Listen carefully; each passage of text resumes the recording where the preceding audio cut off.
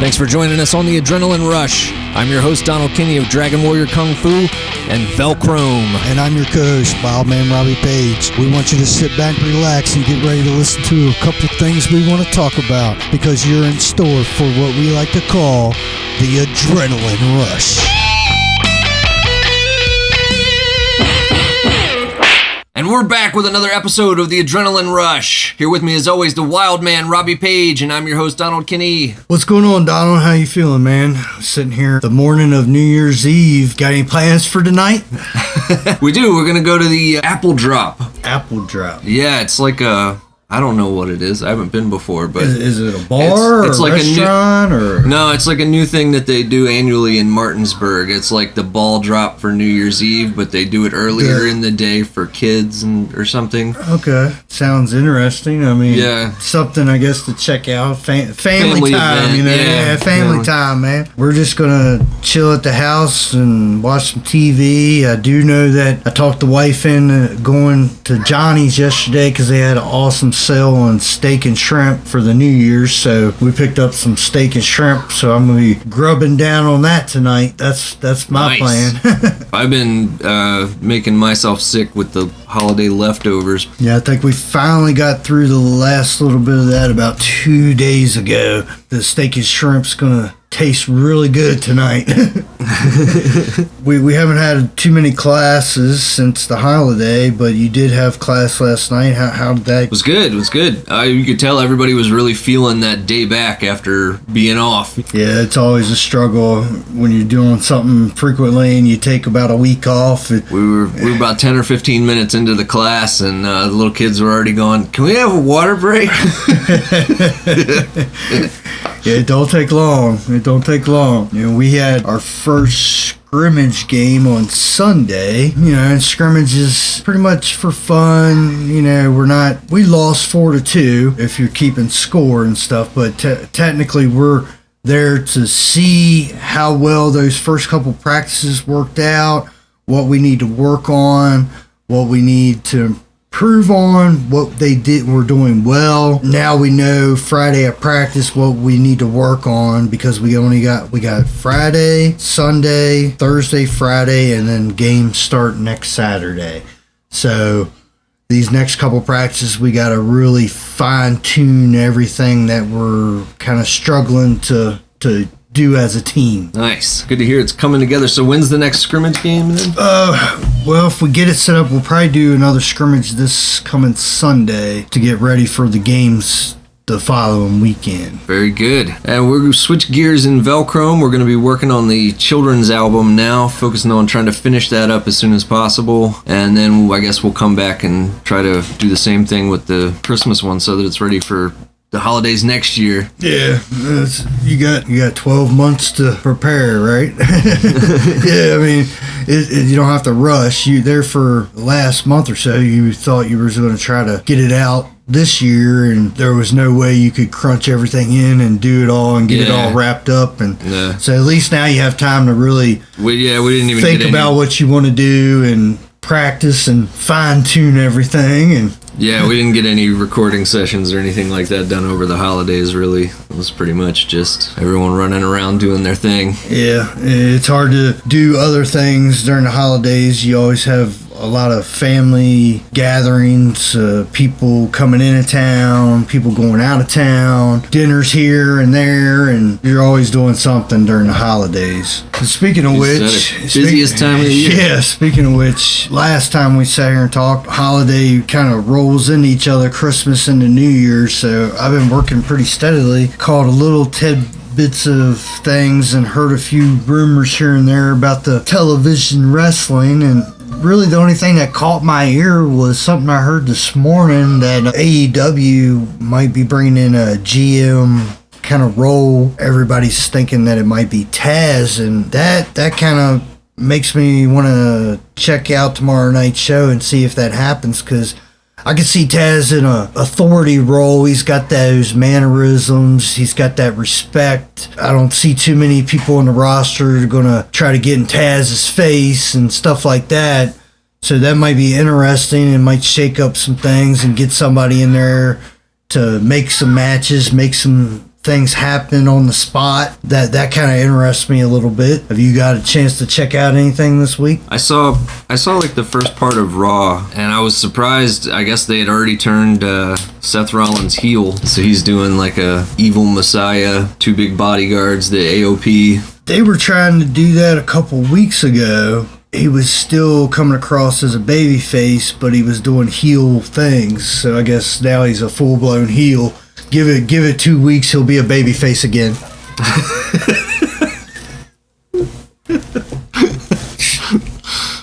Yep. Yeah, but it's funny. We were talking about, you know, they need to turn Roman Reigns heel. Is the one they need to turn heel, but of course they turn the guy that's over as a babyface heel. Yeah.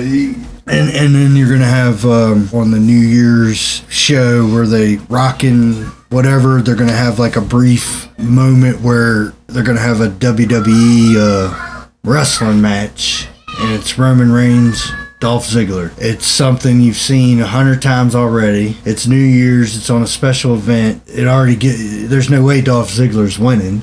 You know what I mean? So there's no mystique to sticking around and watching the show. You already know what's going to happen. Superman spear, Superman punch. Yep. Dolph Ziggler's selling his ass off, and that's it. I mean, you've seen it 100 times on SmackDown, on Raw, on pay-per-views. I mean, how many times are you going to see the same thing over and over and over again? That is why I'm not in a big hurry to go to the DVR and watch any of this shit. And with that, I guess we'll take a little break for a word from our sponsors. This is Sifu Donald Kinney. And this is Wildman Robbie Page. We're here to tell you about Dragon Warrior Kung Fu. If you've been interested or wanting to learn some martial arts, then look no further, because Dragon Warrior Kung Fu is in 2 locations. Tuesdays and Thursdays by appointment. Mondays and Wednesdays at Extreme Family Fitness in coordination with Elite Martial Arts and MMA. So check us out on Facebook. Check us out on YouTube and sign your kids up today. Dragon Warrior Kung Fu, where you can choose to be a dragon. Do you love kung fu movies? Of course I do. Do you want to be like Jackie Chan and run through traffic doing backflips? You know I do. Do you ever want to beat those ninjas that attack you in the frozen food section of the supermarket? Always. Come on down to Dragon Warrior Kung Fu, where you can choose to be a dragon. And we're back with the Adrenaline Rush, episode 6. And it's time for the martial arts lesson of the day with Donald Kinney. What's happening? Last time I believe we were talking about the tiger form that we teach to beginners, where you get rooted, you learn to have a strong rooted stance, you learn how to do some basic moving back and forth, moving around in a combat stance. Power strikes. You learn a couple little evasive maneuvers, couple self-defense skills. Moving on from that, the next major training set that we have is called the Fighting Forms of the Dragon, and it's like 3 little sets of combinations put together into one little flowing pattern. The idea with that one, and again, is not a lot of moving around in it. You know, there's maybe a couple steps forward, 1 step back. Basically, you just run through 3 different basic striking patterns that you would use in like the tiger or dragon style, and you learn to make them flow in a big circular motion. So it's a very different energy, because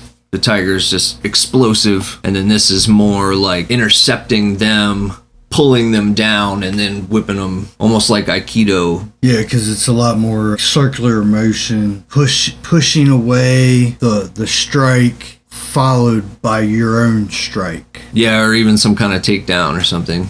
Kind of similar to the moves you would see in a Steven Seagal movie, but then also you're working with deep stances and big leg techniques as well. And children. Yeah.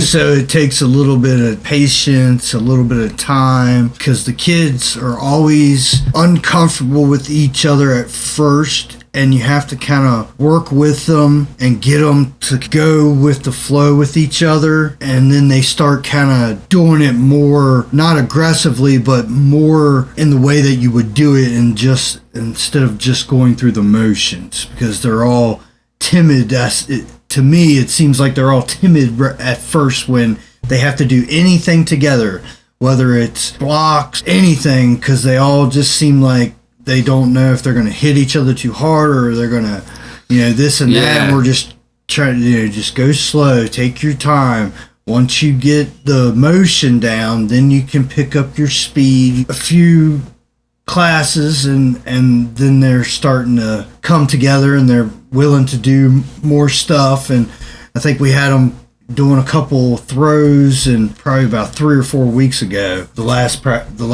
class we had here, we had them doing the counter into like a takedown, and they seemed fine doing it to each other. There was like no timid, nothing. They actually were trying to like attack us after practice, after class, because they were like, oh, I got this. They were like, yeah, we're excited. We could do this. And then they try to 5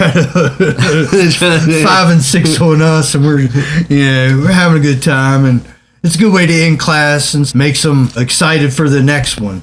Going back to what you were saying. Well, what's funny is like most people who are beginners, they'll be awkward with some of the different stuff. Maybe, the partner drills or, control in sparring or whatever. Starting out, everyone's got different stuff that they're naturally good at and stuff that they have struggles with, limitations. And funny thing with kids is sometimes you'll spend a lot of time working on a particular technique or something, and then you take like just even a week off or whatever and come back and they're not doing it right again. And that goes with anything, karate, soccer. I'll have practice on a Monday, teach them something, they'll get it down, we'll come back, practice 3 days later, and I have to re-show them because it's like it got erased from their memory. Yep. I'm like in there sweating, like, what are you doing? You don't remember going over this for like 4 weeks?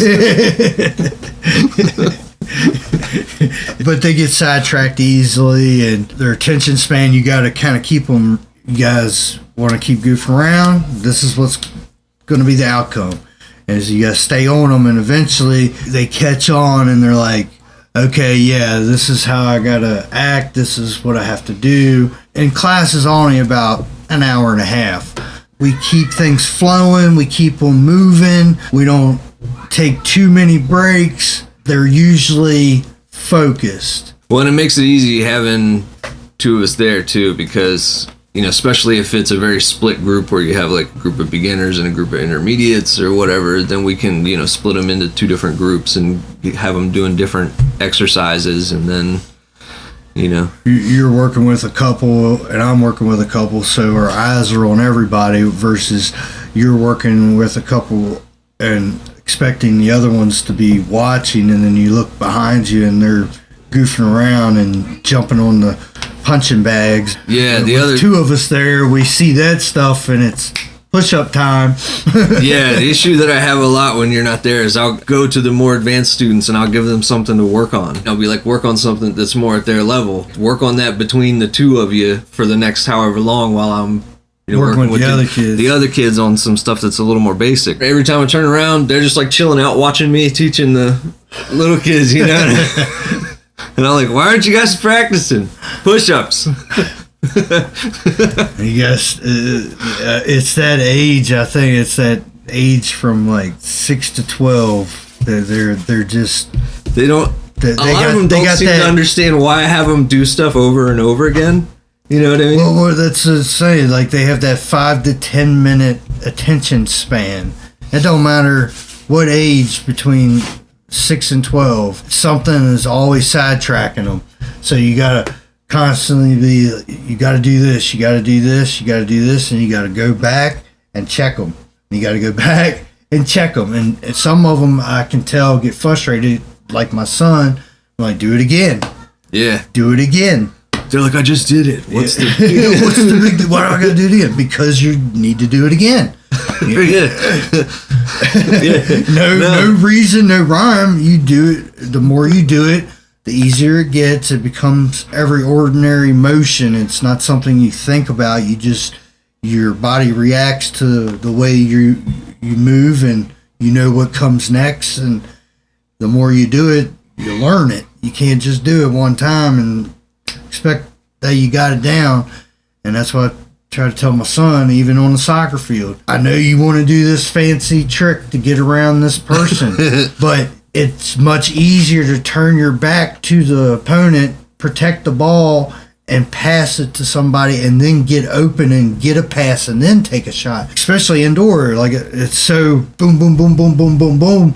As soon as he tries to make that move, there's somebody else in front of him. He gets frustrated with me when I say, pass the ball, pass the ball. You'll understand it when you pass, then you take off running, you receive the pass, and now you're open and you have a clear shot. Right. Use the teamwork. And it's the same way in karate class. If you have a kid that's struggling, you get a kid that is maybe a rank or two above him to help that kid get that thing that he's having trouble with, work with him, helps motivate him, shows teamwork, and it helps the kids learn how to be like a leader too. I think we had Jay working with not little David, but the other David on a few things, and then when we went over it later on in class, David seemed to pick it up a lot easier, maybe because he understood more coming from a kid that could do it versus little David or glasses, medium David? Medium David, yeah. Versus two adults that he might be intimidated, you know what I mean? Yeah. Even though I've coached him in soccer, he's one of those kids where even though he's a good, what is he, like 11? He's 11. He catches on really quick. It's like the perfect age to really get into it. Yeah, and he seems to really like it. He's very enthusiastic about it. He just walked up to me in one of the last classes and started throwing hands. I was like, is this because I'm not doing a good job? Or is it?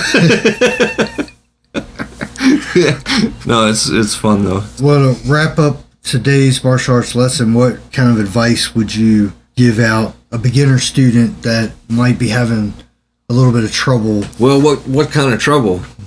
Maybe having trouble getting the forms down, and he just can't quite get a few steps, but he knows what he's supposed to do. He just can't get it. He's getting frustrated, and you know how it is with kids. If all it takes is one time and their mindset changes and now they want to quit. Well, what I try to do when I'm teaching forms, it's a little harder the bigger the group it is to teach forms, because you kind of have to just like run through the whole thing multiple times and then kind of go around and see where everybody's at with picking it up. But because some people will pick up more pieces of a pattern, you know what I mean, at a time. And then with people who are, you can tell, are having a little bit more trouble with this, where you can kind of break it down and give them 2 to 4 moves at a time, break it down in little sections. And a lot of the old Kung Fu forms is interesting because they're already broken down into sections. So you can like just teach the first section step by step instead of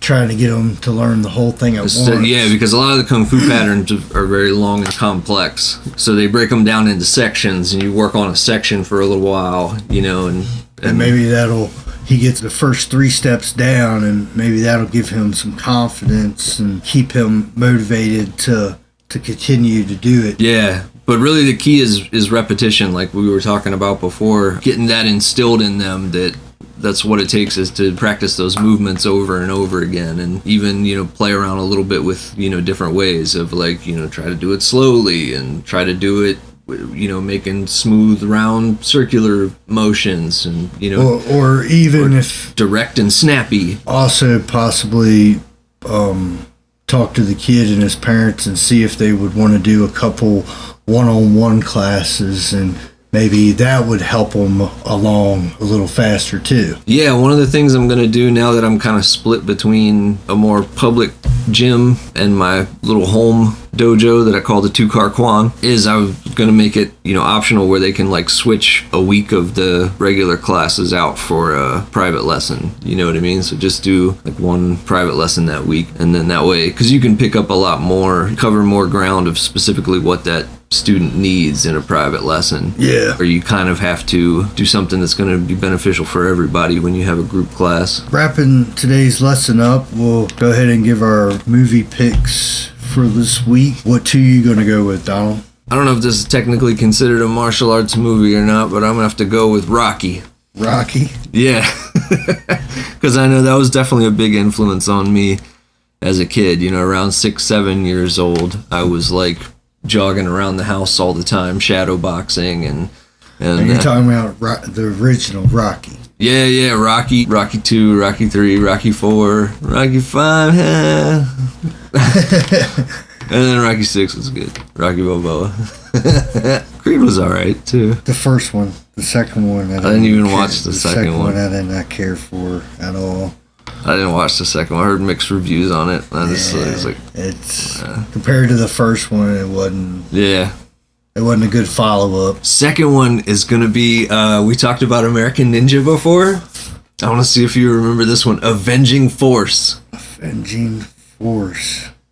It's Michael Dudikoff, and he's fighting the. This was like one of the original movies to do the rich guys hunting Vietnam vets and whatever. Kind of like a Hard Target. Yeah. Or what was that one with Ice-T, Surviving the Game? Yeah. Kind of like that concept. Yeah. All those were like partly based on this Avenging Force movie with Michael Dudikoff. Okay. Because this one was. Yeah, it was way early 80s. Yeah, really early 80s. Yeah, I'm gonna have to check that one out because it doesn't. Probably like 81 or something. You know, it doesn't ring a bell, but I'm sure I've seen it or. Oh, it's so good. You know, it's so good. He loses, somebody that he was in the service with or something in this thing, and so he goes and he's like some kind of special investigator or something like that. So he goes to investigate it. And he gets himself to be the one being hunted, and he takes them all out. That's cool. I'll definitely have to put that one on my list to check out. And it's kind of neat, old school too, where like the bad guys, each kind of have their own little creepy get up that they wear when they're hunting, and their own special ability, or right, yeah. One's like a marksman, one's real good with a knife. Or some shit like that. It's exactly like that. Yeah. Yes. All right. Well, I guess I'll go with the today. I'll go with. I'm sure you've seen it, and they probably could have done it better, but for what they did with it was okay. And I've seen it multiple times. Mark Dacascos, isn't that how you say his last name? Yeah. And old Scott Wolf, Double Dragon. Okay. Yeah. It had Alyssa Milano in it. It was based on the video game, right? Based on the video game, but it was far-fetched from the video game. Like Double Dragon, the name and the characters' names, aspects were like the game, but other than that, it was definitely. Man, it's been a long time since I've seen that one, but I know that's one that I watched multiple times as a teenager. There's a bunch of different gangs and stuff, and the cool part, they had like a souped-up car, and it ran off of garbage, so you could throw like cans and paper and stuff, and it was like had this big rocket on the back of it. It was like.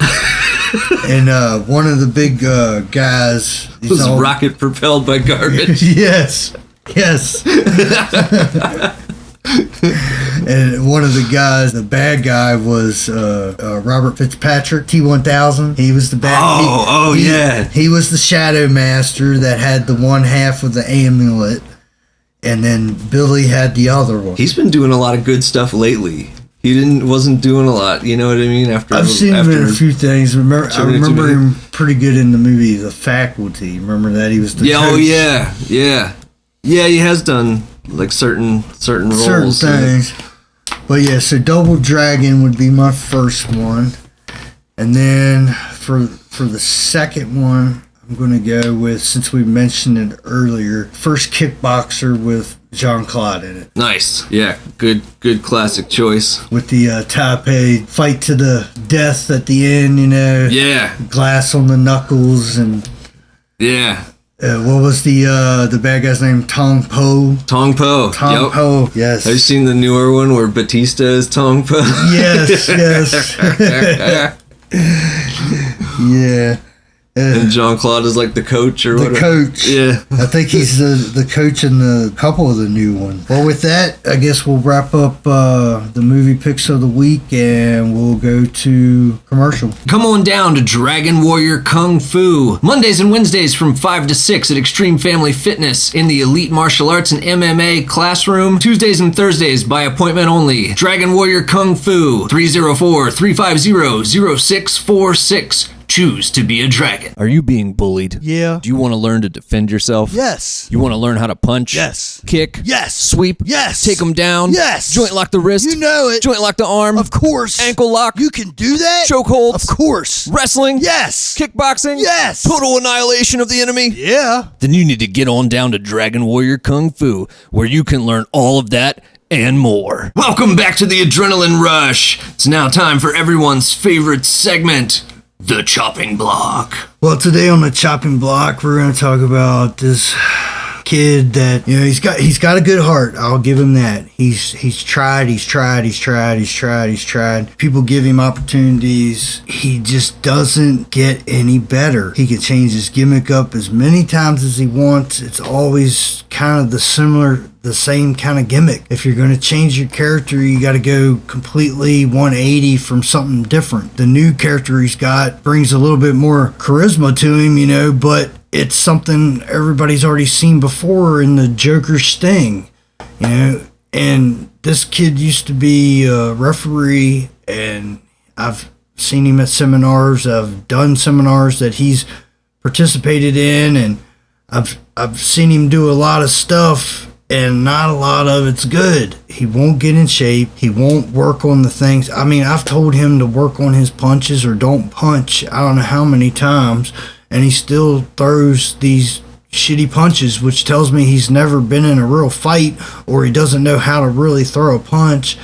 And it's ridiculous that people keep putting him on the show. Now, if he wants to really train and get better and stuff like that, that's one thing. But he's been in the business at least 7-8 years. He's a little bit better than what he was back then, but he's still not up to par, in my opinion, to be putting him on a show against somebody in front of a crowd to represent your company if you're trying to be presented as a professional company. You know, I'm not trying to be a dickhead, Mikey, but Mikey Giron, I think you just need to put back on the striped shirt and be a ref, man. No offense, but after so many years of opportunities given to you, chances taken on you, and you still aren't getting it. You make your opponents look bad when you can't do things that you think you can do. Now, if you want to do some of that high-flying stuff and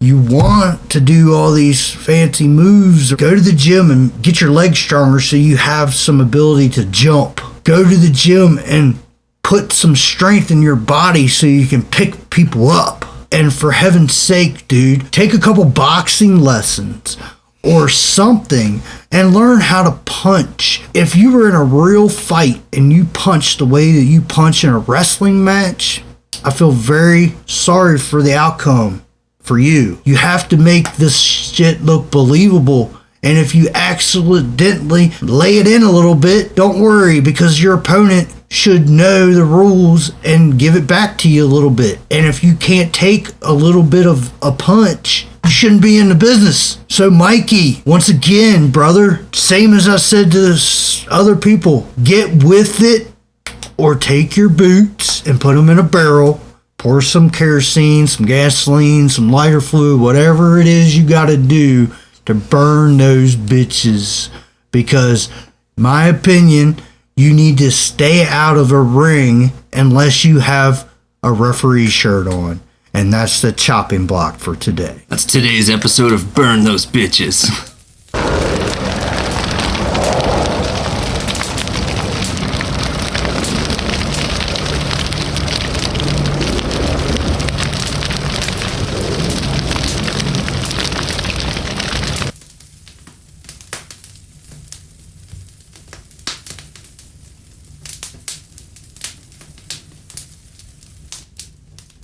It's me, Jimbo, and I'm here to tell you about the Mountaineer brand product. It's that winter season again, and man, it gets cold up here in them mountains. And my old lady, Sally, she been using that Mountaineer brand lip balm to keep her lips from getting chapped.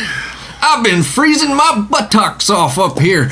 But let me tell you, I just came from washing my beard with that there pine tar beard wash. And let me tell you, I love it. I blend right in with the Christmas tree in the living room. That little pine tar, the water runs right there. It freezes on your beard and it looks like a bunch of icicles hanging from your chin. You can't tell if I'm Santa Claus or Jack Frost. And when I get up in the morning and I'm having trouble breathing, you get that Mountaineer brand vapor mud, and I put a little bit right underneath the nose there, and I can smell the cows from miles away. Yeah, nothing like the clear sensation of that nostril mud. Check out Mountaineer brand and use that promo code from our good friend, the Wild Man, and that's Wildman15. Use that promo code when you go to mountaineerbrand.com, and you will keep yourself nice and warm for the winter season. Mountaineerbrand.com, Wildman15, promo code Wildman15. I don't always use product in my beard, but when I do, I use Mountaineer brand. That's right. So check out mountaineerbrand.com. And now check out this song by VelcrOhm.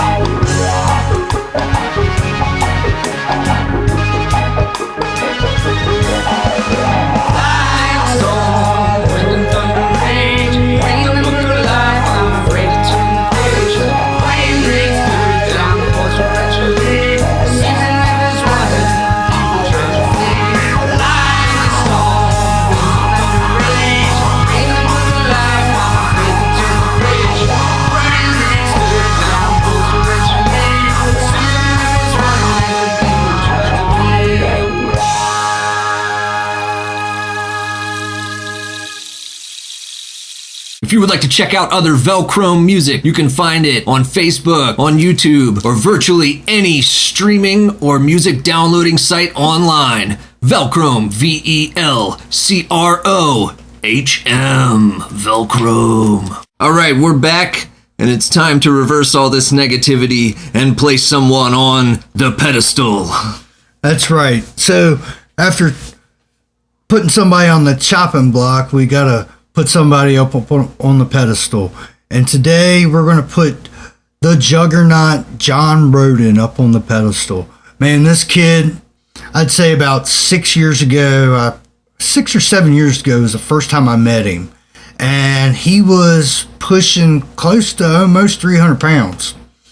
He was wet behind the ears, just maybe a year or so in the business.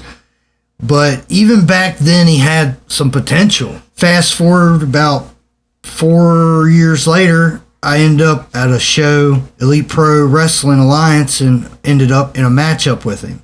And I hadn't seen him in probably 3 years or so.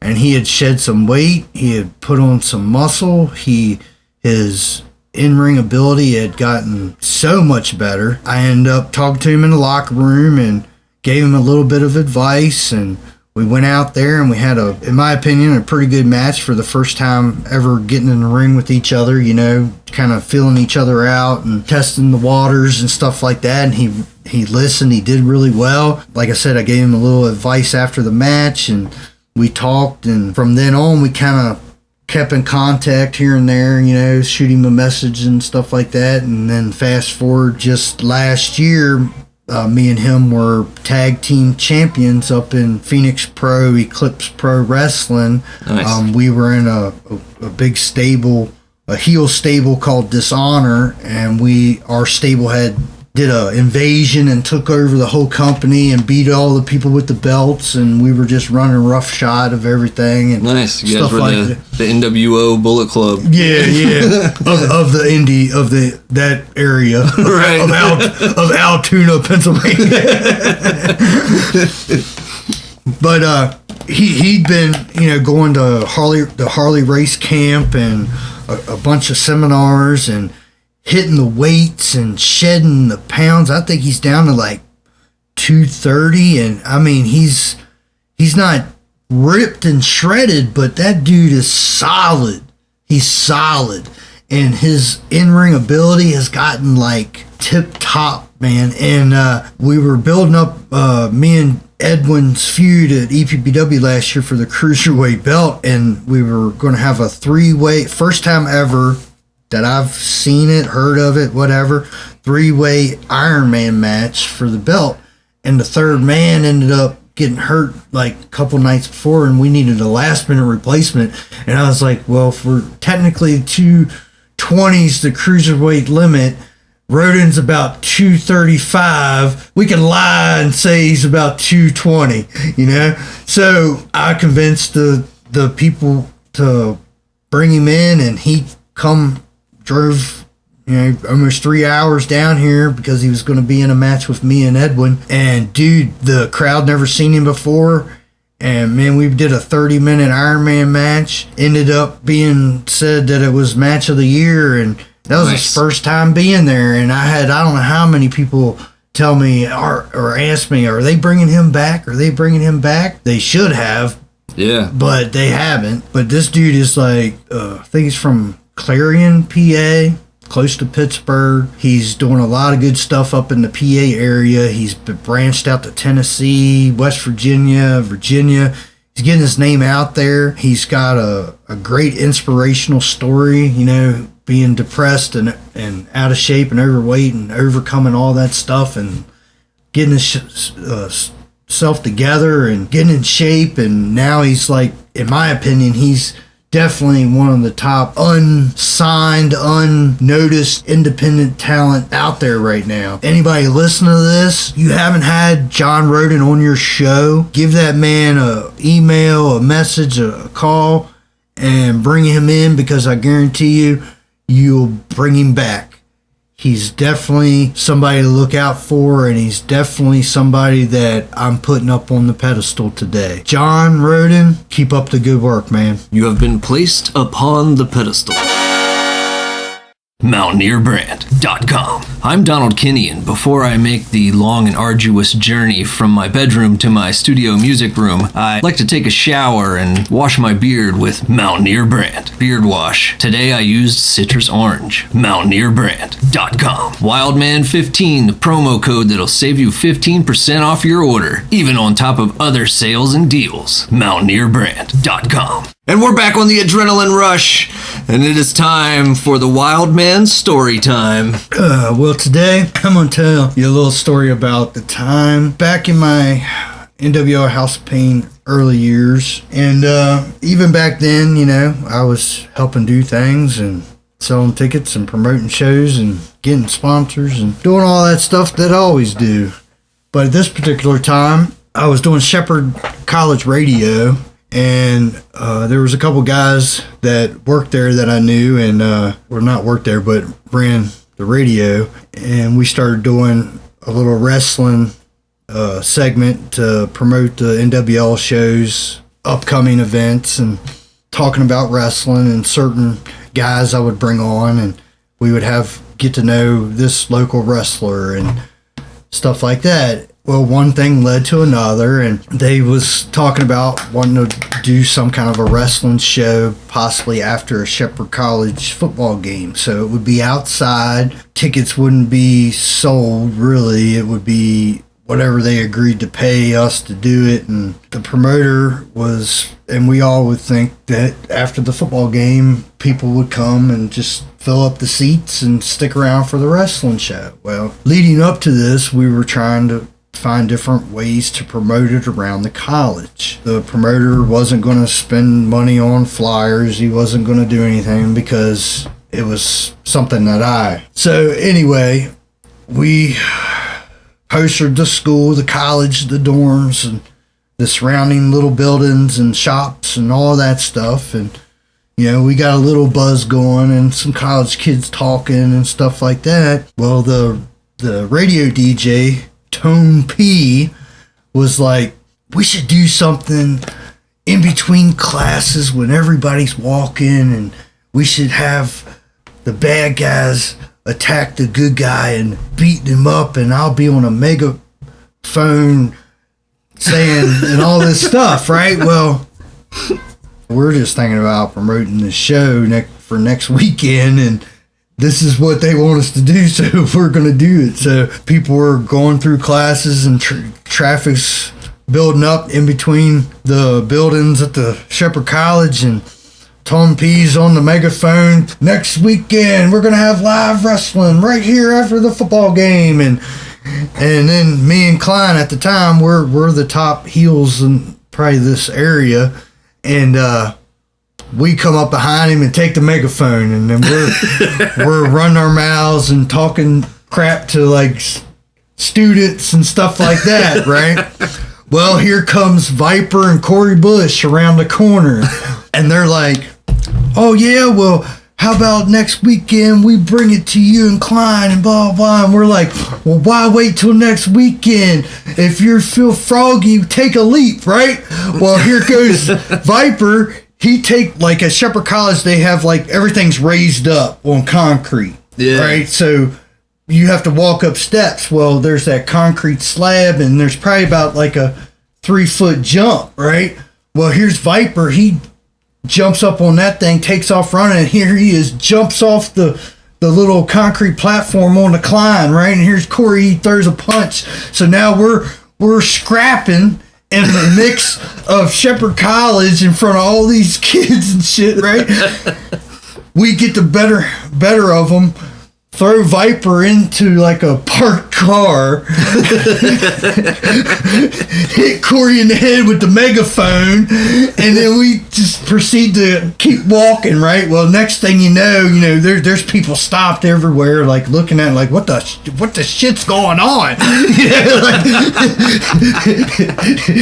Kids go to class. Next thing you know, we're seeing like flashing lights. Here comes Shepherd College security. Fucking Oh yeah.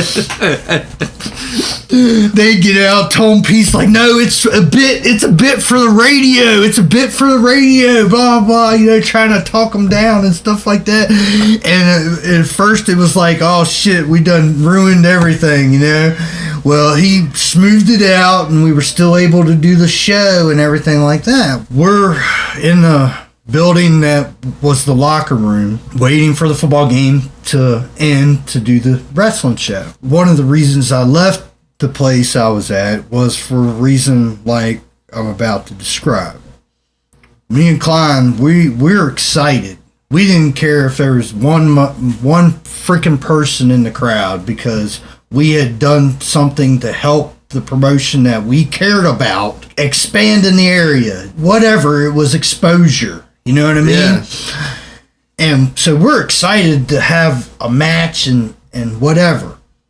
Our opponents, you could say, were lackluster of emotions and just acted like they didn't really want to be there, because they're passing around a bottle of Crown Royal back and forth, taking shots before they're supposed to go out there and have our lives in our hand in front of however many people in a wrestling match. And at that time, me and Klein couldn't say or do shit, because we're still on that greenhorn learning rookie level.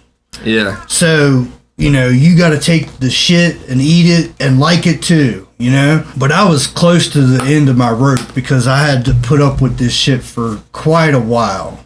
Whether it be a school show or a road show, there were several people on the roster that took liberties of all the rookies, and several people on the roster that couldn't wait until after the show to get inebriated. They would do it in the locker room before they would even go out to wrestle. It's funny. A few years back, I read Freddie Blassie's autobiography, and he was talking a lot in there about how he'd get himself in trouble sometimes with promoters and stuff like that, because he would complain about the guy he was supposed to wrestle was drunk. Yeah, and I mean, it's one thing. Everybody has their thing, and everybody likes to have their little party time or whatever, but I take it serious when I step between those ropes, and regardless if I don't like the person, or I'm going to take care of them and be safe and as best of my ability as I can. You can't do that, and you can't trust somebody when they're stumbling their words, or they can't stand up straight, or whatever. In this instance, the two guys that we were supposed to be wrestling are so drunk before they go out that when we do go out, stuff that they talked to us about that they wanted to do in the match, they completely, totally forgot and totally screwed up the match and made it look like shit. But not only that, they were so drunk that the guy standing on the apron waiting for the tag couldn't hold on to the ropes and fell off the ring. Jeez. And shit like that. And this is what some of the stuff that we had to put up with and deal with being a trainee in that era of time, and things that we had to go through. And there's hundreds of stories that I'm going to eventually talk about, probably all of them on this podcast. This is one of the main reasons why I wanted to get out of that place, was because the competition that I wanted to wrestle, I never got to wrestle, and the competition that I was wrestling were the guys that didn't really give two shits about being there or care about my livelihood or my body or anything like that, because they knew that they could get away with it. Because, at that time, like I said, if I would have retaliated or fucking beat somebody's ass because of the way they were treating me, at that time, I didn't have no say or notch on the ladder or nothing. That I would have been fucking all the money I put into it and everything, and whatever time I was in, I would have been fucking kicked out the door. For all you newbies and greenhorns and shit that think you got it tough, you ain't got nothing tough. You know, when it comes to shit like that, I can tell you all kinds of stories. But like I'm saying, for this story in particular, on that day, and the fact that the match was the shits, and that there was probably maybe only 40 people that stayed after the football game of 300.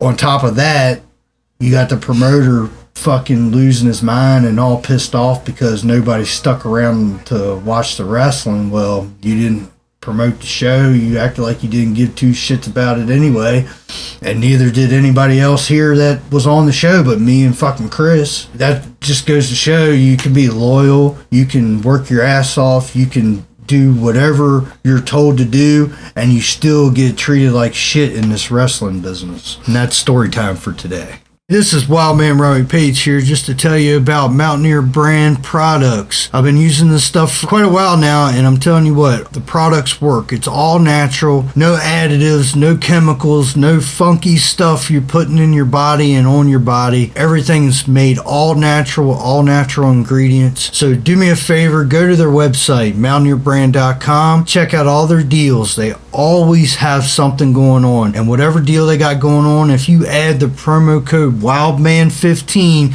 you'll get an additional 15% off your order. So go check them out, mountaineerbrand.com. All right, and thank you for joining us on the Adrenaline Rush today. I'm your host, Donald Kinney. And I'm your co-host, Wildman Robbie Page. Like and subscribe to this podcast, Dragon Warrior Kung Fu and Wildman Robbie Page.